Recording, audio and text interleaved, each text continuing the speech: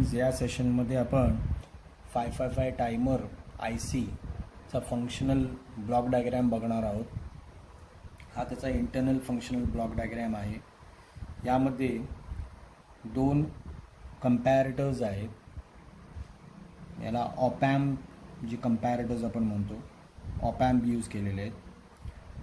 इथे SR flip-flop आहे, amplifier आहे जो 180 डिग्रीज फेज शिफ्ट करणार आहे. आउटपुट ड्रायव्हर म्हणून त्याचा वापर केला जाणार आहे. एक डिस्चार्ज ट्रान्झिस्टर आहे, म्हणजे ज्यावेळेला तो ऑन होईल तर इथे जो काही व्होल्टेज असणार आहे तो काय होणार आहे, तो डिस्चार्ज करणार आहे, म्हणजे तो झिरोला नेणार आहे. म्हणून त्याला डिस्चार्ज ट्रान्झिस्टर असं म्हटलं आहे. इथे जे आहे व्होल्टेज डिवायडर आहे, 3 रेझिस्टर्स यूज केलेले आहेत सेम व्हॅल्यूचे. हे इंटरनली आहेत, लक्षात घ्या. ज्या वेळेला सप्लाय व्होल्टेज दिला जाणार आहे, या आय सीला पॉझिटिव्ह आणि निगेटिव्ह सप्लाय दिला जाणार आहे. या 3 रेझिस्टरच्या भोवती असणार आहे तो सप्लाय. हा 3 रेझिस्टर जे आहेत ते इक्वली डिवाइड करणार आहेत व्होल्टेजला. ह्या आरच्या भोवती 1/3 व्होल्टेज असणार आहे, 1/3 VCC. ह्याच्या भोवती 1/3 VCC आणि ह्याच्या भोवती 1/3 VCC असणार आहे. आता ह्या भोवती, या रेझिस्टरच्या भोवतीचा व्होल्टेज 1/3 VCC हा या कंपॅरेटर जो आहे त्याला ट्रिगर कंपॅरेटर म्हटलं आहे, त्याच्या पॉझिटिव्ह टर्मिनलला, म्हणजे त्याला आपण नॉन इन्व्हर्टिंग टर्मिनलला देणार आहोत. म्हणजे हा जो आहे ट्रिगर कंपॅरेटरचा जो पॉझिटिव्ह आहे, नॉन इन्व्हर्टिंग टर्मिनल आहे, हा 1/3 VCC असणार आहे. म्हणजे इथे जो 1/3 VCC आहे, म्हणजे हा जो टर्मिनल आहे, कंपॅरेटरचं काम आहे कंपॅरिझन करणं. म्हणजे ह्या पॉझिटिव्ह टर्मिनलचं नेगेटिव्ह टर्मिनलबरोबर कंपॅरिझन करणं, म्हणजे नॉन इन्व्हर्टिंग टर्मिनलचं इन्व्हर्टिंग टर्मिनलबरोबर कंपॅरिझन करणं. तर इथे हा रेफरन्स असणार आहे, संदर्भ. आणि ह्या संदर्भाबरोबर हा जो आहे निगेटिव्ह जो टर्मिनल आहे कंपॅरेटरचा, म्हणजे इन्व्हर्टिंग टर्मिनल आहे, ज्याला ट्रिगर इनपुट म्हणतो आपण, हा जो इनपुट जे काही मिळणार आहे त्याचं कंपॅरिझन 1/3 VCC बरोबर केलं जाणार आहे. इथे बघूया आपण, हा थ्रेशोल्ड कंपॅरेटर आहे. हा सुद्धा एक ऑपॅम्प आहे, जिथे इथे नेगेटिव्ह टर्मिनल जो आहे, याचा नेगेटिव्ह टर्मिनल हा 2/3 VCCला दिलेला आहे. म्हणजे ह्या 2 रेझिस्टरच्या भोवतीचा व्होल्टेज नेगेटिव्हपासून ह्या पॉईंटपर्यंत जो व्होल्टेज आहे तो 2/3 VCC आहे. आणि हा 2/3 VCC आपण कोणाला दिला आहे की या इन्व्हर्टिंग टर्मिनलला दिलेलं आहे. म्हणजे हा सुद्धा एक संदर्भ, रेफरन्स म्हणून कार्य करणार आहे. आणि इथे जो पॉझिटिव्ह टर्मिनलकडे जो व्होल्टेज आहे, म्हणजे थ्रेशोल्ड टर्मिनल म्हणतो आपण याला, हे थ्रेशोल्ड इनपुट आहे, या टर्मिनलकडे जो व्होल्टेज आहे तो या 2/3 VCC बरोबर कंपॅरिझन केलं जाणार आहे. आता कंपॅरेटरचं आपण वर्किंग बघूया. आता हे जे आहेत 2 इनपुट्समध्ये कंपॅरिझन करणार आहेत.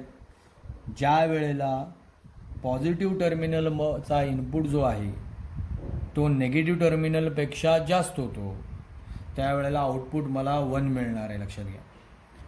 म्हणजे पॉझिटिव्ह टर्मिनल म्हणजे नॉन इन्व्हर्टिंग टर्मिनलचा व्होल्टेज हा नेगेटिव्ह टर्मिनल म्हणजे इन्व्हर्टिंग टर्मिनलपेक्षा जास्त होतो, त्यावेळेला आपल्याला आउटपुट व्होल्टेज काय मिळतं, कंपॅरेटरचं 1 मिळतं. ह्या कंपॅरेटरचं तसंच आहे, सेम आहेत. ज्या वेळेला इथे जो आहे म्हणजे पॉझिटिव्ह टर्मिनलचा व्होल्टेज जेव्हा 2/3 VCCपेक्षा, कारण इथे काय दिलं आहे, 2/3 VCC दिलेलं आहे, म्हणजे 2/3 VCCपेक्षा जास्त होणार आहे, त्यावेळेला मला आउटपुट काय मिळणार आहे, इथे 1 मिळणार आहे, लक्षात घ्या. म्हणजे हाय मिळणार आहे. ओके. आणि ज्या वेळेला हा जो पॉझिटिव्ह टर्मिनल म्हणजे थ्रेशोल्ड जो इनपुट आहे त्याला दिलेला व्होल्टेज जो आहे तो या नेगेटिव्ह म्हणजे 2/3 VCC पेक्षा कमी असेल, त्यावेळेला इथे आउटपुट काय मिळणार आहे, 0 मिळणार आहे. हा जो कंपॅरेटर आहे, हा ट्रिगर कंपॅरेटर, ज्या वेळेला ह्याचा नेगेटिव्ह टर्मिनलचा जो इनपुट आहे तो 1/3 VCC पेक्षा जास्त असेल, म्हणजे नेगेटिव्ह हा पॉझिटिव्हपेक्षा जास्त आहे, आउटपुट काय मिळणार आहे, मला 0 मिळणार आहे. पण ज्या वेळेला हा नेगेटिव्ह टर्मिनल म्हणजे ट्रिगर इनपुट जो आहे जो पॉझिटिव्हपेक्षा म्हणजे 1/3 VCC पेक्षा कमी असेल, म्हणजे काय होणार आहे, पॉझिटिव्ह हा जो आहे टर्मिनलचा व्होल्टेज 1/3 VCC जो आहे हा याच्यापेक्षा जास्त आहे, कारण हा व्होल्टेज 1/3 VCC पेक्षा कमी आहे, तर मला आउटपुट काय मिळणार आहे, 1 मिळणार आहे. ओके. आता फ्लिपफ्लॉप्सबद्दल, फ्लिपफ्लॉपचे इनपुट्स आहेत एस आणि आर. SR फ्लिपफ्लॉप यूज केलेलं आहे. आउटपुट आहे क्यू आणि त्याच्या कॉम्प्लिमेंट अपोजिट आहे क्यू बार. ज्या वेळेला एसला 0 असणार आहे, आरला 0 असणार आहे, म्हणजे याचा अर्थ सेट पण नाही आहे, रिसेट पण नाही आहे, तर क्यू काय असणार आहे, 0 असणार आहे. ज्या वेळेला सेट 0 असेल, रिसेट 1 असेल, रिसेट करणं म्हणजे काय, आउटपुटला 0 करणं, तर क्यू हा 0 असणार आहे, लक्षात घ्या. जर S1 असेल म्हणजे सेट आहे आणि रिसेट 0 असेल म्हणजे मला सेट करायचं आहे, म्हणजे आउटपुट काय असणार आहे, आउटपुट हा 1 असणार आहे. ओके. आता क्यू बार जो आहे हा क्यूच्या विरुद्ध असणार आहे. जर क्यू 1 असेल तर क्यू बार 0 असणार आहे. इथे बघा, ज्या वेळेला 0 असेल क्यू, त्यावेळेला हा NPN ट्रान्झिस्टर आहे, या पीला 0 मिळणार आहे, म्हणजे ट्रान्झिस्टर काय होणार आहे, ऑफ असणार आहे, लक्षात घ्या. आणि ज्या वेळेला क्यूला जो आहे 1 दिला मिळणार आहे, क्यू 1 असेल त्यावेळेला पीला जो आहे 1 मिळणार, म्हणजे हाय मिळणार आहे. हा NPN ट्रान्झिस्टर पीला जो आहे 1 मिळाला, म्हणजे पीला पॉझिटिव्ह मिळाला, तर हा ट्रान्झिस्टर ऑन होणार आहे. म्हणजे या कलेक्टर आणि एमिटरमधलं कनेक्शन, म्हणजे हा जो ग्राउंड आहे तो इथे कनेक्ट केला जाणार आहे, म्हणजे इथे जो काही व्होल्टेज असेल तो काय होणार, ग्राउंडला जाणार आहे. म्हणजे जर कॅपॅसिटर लावलेला असेल तर तो डिस्चार्ज होणार आहे. ओके. आता आपण पॉसिबिलिटीज बघायचे आहेत, की जसं आपण म्हटलं कंपॅरिझन कुठल्या कुठल्या व्होल्टेजचं केलं जाणार आहे, तर एक तर 1/3 VCC आणि 2/3 VCC बरोबर कंपॅरिझन्स केले जाणार आहे. मग आपण कंपॅरिझन करूया. आता व्होल्टेज घेऊ आपण. आता उदाहरणार्थ बघा, पहिली पॉसिबिलिटी आहे की व्होल्टेज जो आहे 1/3 VCC पेक्षा कमी आहे. म्हणजे ह्या दोन टर्मिनल्सला लक्षात घ्या, ह्या दोन टर्मिनल्स जे आहे, म्हणजे हा पॉझिटिव्ह टर्मिनल आणि या निगेटिव्ह टर्मिनलचा जो व्होल्टेज आहे तो 1/3 लेस दॅन 1/3 VCC, हा सुद्धा लेस दॅन 1/3 VCC. आता बघा इथे काय झाला, हा जो आहे 1/3 VCC आहे आणि हा 1/3 VCC पेक्षा कमी आहे, म्हणजे इथे पॉझिटिव्ह जास्त आहे, म्हणजे मला इथे काय मिळणार आहे, 1 मिळणार आहे. त्याचप्रमाणे हा जो कंपॅरेटरचा आउटपुट बघूया, हा 2/3 VCC आहे निगेटिव्ह आणि पॉझिटिव्ह 1/3 VCC पेक्षा कमी आहे, म्हणजे निगेटिव्ह जास्त आहे, म्हणजे इथे आउटपुट मला मिळणार आहे 0. म्हणजे 0 म्हणजे सेट 0 आहे आणि रिसेट 1 आहे. रिसेट आहे म्हणजे क्यू काय मिळणार आहे, मला 0 मिळणार आहे, म्हणजे हा ट्रान्झिस्टर काय होणार, पीला 0 मिळाला, ट्रान्झिस्टर ऑफ. आता दुसरी पॉसिबिलिटी आहे, व्होल्टेज हा 1/3 VCC पेक्षा जास्त आहे पण 2/3 VCC पेक्षा कमी आहे, म्हणजे 1/3 VCC पेक्षा हा जास्त झाला आहे, लक्षात घ्या. पण 2/3 VCC पेक्षा आता काय झाला, कमी आहे. म्हणजे इथे 1/3 VCC पेक्षा जास्त झाला, म्हणजे हा नेगेटिव्ह जो आहे हा 1/3 VCC पेक्षा जास्त झाला आहे, म्हणजे नेगेटिव्ह व्होल्टेज जास्त आहे, म्हणजे आउटपुट काय झाला, 0 झाला. इथे हा 1/3 VCC पेक्षा जास्त आहे पण 2/3 पेक्षा कमी आहे ना, म्हणजे नेगेटिव्हला जो 2/3 VCC आहे आणि या पॉझिटिव्हचा 2/3 पेक्षा कमी आहे, म्हणजे पॉझिटिव्ह कमी आहे, पॉझिटिव्ह कमी आहे, म्हणजे याचा अर्थ आउटपुट काय झाला, इथे हा 0 असणार आहे. म्हणजे यसला काय मिळाला, 0 मिळाला, आरला काय मिळाला, 0 मिळाला, म्हणजे सेट पण नाही करायचं, रिसेट पण नाही करायचं, म्हणजे पूर्वीचा जो आउटपुट होता 0 तो तसाच राहणार आहे, त्याच्यामध्ये बदल होणार नाही, लक्षात घ्या.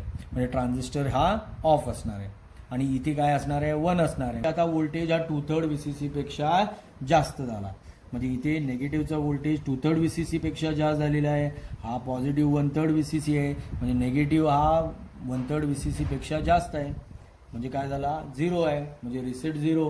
आता इथे जे 2/3 पेक्षा जास्त आहे, म्हणजे पॉझिटिव्ह व्होल्टेज काय झाला, हा 2/3 पेक्षा जास्त झाला, म्हणजे या नेगेटिव्हला 2/3 आहे त्याच्यापेक्षा हा पॉझिटिव्ह व्होल्टेज जास्त झालेला आहे. पॉझिटिव्ह व्होल्टेज जास्त झाला म्हणजे काय झालं, ऑपॅम्प जो आहे कंपॅरेटर त्याचा आउटपुट मला 1 मिळणार आहे, यसला 1 दिला जाणार आहे, म्हणजे क्यू जो आहे तो काय होणार, क्यू हा 1 होणार आहे, क्यू बार 0 होणार आहे. क्यू 1 झाला म्हणजे पीला हाय मिळाला, म्हणजे ट्रान्झिस्टर काय झाला, ऑन झाला आणि इथे जो काही कॅपॅसिटर लावलेला असता तो डिस्चार्ज होणार आहे. आता इथं आपण बघूया, आता कॅपॅसिटर काय झाला, इथे हा ऑन झाला म्हणजे इथला कॅपॅसिटर डिस्चार्ज होत चाललेला आहे, म्हणजे व्होल्टेज कमी होत चाललं आहे. पुन्हा आपण बघूया. आता 2/3 VCC पेक्षा जास्त असेल तर आपण म्हटलं हा 1 आहे, हा ट्रान्झिस्टर ऑनच राहणार आहे, कॅपॅसिटर पुन्हा डिस्चार्ज होत जाणार आहे. म्हणजे आता त्याचा व्होल्टेज काय होणार आहे, 2/3 VCC पेक्षा कमी होणार. ज्यावेळेला तो 2/3 VCC पेक्षा कमी होणार हा पॉझिटिव्ह व्होल्टेज, त्यावेळेला हा निगेटिव्ह जास्त आहे, म्हणजे इथे काय झाला, 0 झाला. ओके. आणि इथे जो आहे हा 2/3 VCC पेक्षा कमी आहे पण 1/3 पेक्षा जास्त आहे, म्हणजे या 1/3 VCC पेक्षा जास्त आहे, त्यामुळे निगेटिव्ह जास्त आहे, त्यामुळे 0 मिळाला. म्हणजे S0 मिळाला, R0 मिळाला. म्हणजे ही जी पोझिशन आहे 1 जी होती ती बदलणार नाही आहे, ती तशीच असणार आहे, लक्षात घ्या. म्हणजे Q हा जो ट्रान्झिस्टर आहे हा ऑनच राहणार आहे, म्हणजे पुन्हा तो कॅपॅसिटर डिस्चार्ज होत जाणार आहे. आता त्याची व्हॅल्यू जी आहे ती 1/3 पेक्षा जास्त होती, 2/3 पेक्षा कमी होती, आता तो 1/3 पेक्षाही कमी होणार आहे. मग आता जी व्हॅल्यू 1/3 पेक्षा कमी झाली, आता हा जो आहे पॉझिटिव्ह 1/3 पेक्षा कमी आहे, म्हणजे निगेटिव्ह पेक्षा पॉझिटिव्ह व्होल्टेज कमी आहे, आउटपुट इथे 0 झाला. आता इथे काय होणार आहे बदल बघूया. हा पॉझिटिव्ह व्होल्टेज 1/3 आहे आणि हा निगेटिव्ह 1/3 पेक्षा कमी आहे, म्हणजे याचा अर्थ पॉझिटिव्ह व्होल्टेज जास्त आहे. म्हणजे पॉझिटिव्ह व्होल्टेज जास्त आहे म्हणजे इथे काय होणार आहे, हा 1 होणार आहे, लक्षात घ्या. आता 1 म्हणजे रिसेटला 1 मिळाला, म्हणजे हा Q काय झाला, 0 झाला. म्हणजे हा व्होल्टेज जो आहे ज्या वेळेला 1/3 VCC पेक्षा कमी होईल त्यावेळेला ट्रान्झिस्टर ऑफ असणार आहे, ऑफ होणार ॲटोमॅटिकली, लक्षात घ्या. आणि ज्या वेळेला 2/3 VCC पेक्षा जास्त होईल तेव्हा ट्रान्झिस्टर ऑन होणार आहे आणि तो व्होल्टेज कमी कमी करत जाणार आहे. तो म्हणजे व्होल्टेजमध्ये जे व्हेरिएशन असणार आहे तो 2/3 VCC पर्यंत वाढणार, ट्रान्झिस्टर ऑन होणार, तो डिस्चार्ज व्हायला चालू होणार कॅपॅसिटर ट्रान्झिस्टरमधून, पुन्हा तो व्होल्टेज कमी कमी होत जाणार. त्यावेळेला तो 1/3 VCC पेक्षा कमी झाला म्हणजे 1/3 VCCला ॲटोमॅटिकली पुन्हा काय होणार आहे, हा ट्रान्झिस्टर ऑफ होणार आहे, पुन्हा तो कॅपॅसिटर चार्ज होत जाणार आहे. म्हणजे ही प्रोसेस जी आहे ती चालू राहणार आहे, लक्षात घ्या. आता हा रिसेट पिन जो आहे, हा रिसेट पिन आपल्याला जर फ्लिपफ्लॉप म्हणजे हे सर्किट जर डिॲक्टिवेट करायचं असेल, म्हणजे इनपुट अनुसार ह्याला ऑपरेट करायचंच नसेल, आपल्याला डिझेबल ठेवायचं असेल, तर आपण काय करतो, या रिसेटला आपण 0 देतो. 0 देतो म्हणजे काय, आपण ग्राउंड जोडतो, लक्षात घ्या. इथे ग्राउंड जोडला, 0 दिला तर ऑटोमॅटिकली हा बबल आहे, लक्षात घ्या, हा ॲक्टिव्ह होणार आहे रिसेट पिन. आणि रिसेट पिन ॲक्टिव्ह झाला, हा जो आउटपुट आहे Q हा कायमचा 0. व्होल्टेज कितीही बदलू देत त्याचा इफेक्ट या फ्लिपफ्लॉपवर होणारच नाही, याच्या आउटपुटवर होणार नाही. आउटपुट हा कायमचा 0 असणार आहे, कारण इथे आपण रिसेटला 0 दिलं आहे, कारण रिसेटला ॲक्टिवेट केलं आहे. हा ॲक्टिव्ह लो आहे, बघा इथे बबल आहे. जर आपल्याला रिसेट म्हणजे हा जो आहे फ्लिपफ्लॉप वापरायचा असेल, म्हणजे फ्लिपफ्लॉपचे जे इनपुट्स आहेत त्यानुसार आउटपुटमध्ये बदल घडवायचा असेल आणि त्यामुळे आउटपुट जो आहे या 555चा जो आउटपुट पिन नंबर 3चा आउटपुट आपल्याला जर त्याच्यामध्ये चेंजेस हवे असतील, इथे स्क्वेअर वेव्ह हवे असतील, कायमचा जो आहे रिसेट पिन जो आहे आपल्याला 1ला द्यावा लागेल. 1ला देणं म्हणजे काय, VCC पॉझिटिव्ह VCCला देणं. असं जर आपण केलं तर काय होणार आहे, हा रिसेट पिन डिॲक्टिवेट होणार आहे. म्हणजे SRचे जे काही इनपुट्स असतील त्यानुसार आपल्याला आउटपुटमध्ये बदल घडणार आहे आणि त्यानुसार आपल्याला आउटपुट जो आहे इथे स्क्वेअर वेव्ह आपल्याला मिळणार आहे. ओके. त्याचप्रमाणे ग्राउंड आहे, आपण ग्राउंड काय करतो, सप्लायच्या नेगेटिव्हला जोडतो. हा दिल्याशिवाय, पॉझिटिव्ह आणि निगेटिव्ह दिल्याशिवाय हा वर्क होऊ शकत नाही. आता हा जो 555 IC आहे त्याला व्होल्टेज 5 वोल्ट ते आपण 18 वोल्टपर्यंत देऊ शकतो. आता सपोज जर हा VCC आपण 6 वोल्ट दिला, 6 वोल्ट दिला तर काय होईल की हा ह्याला 2 वोल्ट मिळणार, या रेजिस्टरला 2 वोल्ट, म्हणजे 6 वोल्ट हे 2 2 आणि 2 मध्ये डिवाइड होणार आहेत. कारण 1/3 VCC 1/3 म्हणजे 1/3 6चा काय आहे तर 2 वोल्ट आहे. म्हणजे इथे किती वोल्ट मिळणार आहे तर 2 वोल्ट मिळणार आहे. इथे किती वोल्ट मिळणार आहे, 2/3 म्हणजे 4 वोल्ट मिळणार आहे, लक्षात घ्या. म्हणजे इथला जो थ्रेशोल्डचा जो व्होल्टेज आहे तो 4 वोल्टशी कम्पेअर केला जाणार आहे. ट्रिगरचा जो व्होल्टेज आहे तो इथे 2 वोल्टशी कम्पेअर केला जाणार आहे. व्होल्टेज इथे, कारण कॅपॅसिटरचा भोवतीचा जो व्होल्टेज आहे तो डिस्चार्ज करण्यासाठी, ज्यावेळेला ऑन होईल त्यावेळेला तो डिस्चार्ज करण्यासाठी हा ट्रान्झिस्टर यूज केला जाणार आहे. हा झाला 555 ICचं एक्सप्लेनेशन. 555 ICचे पिनआउट्स बघणार आहोत. 8 number pin VCC, 1 number ground,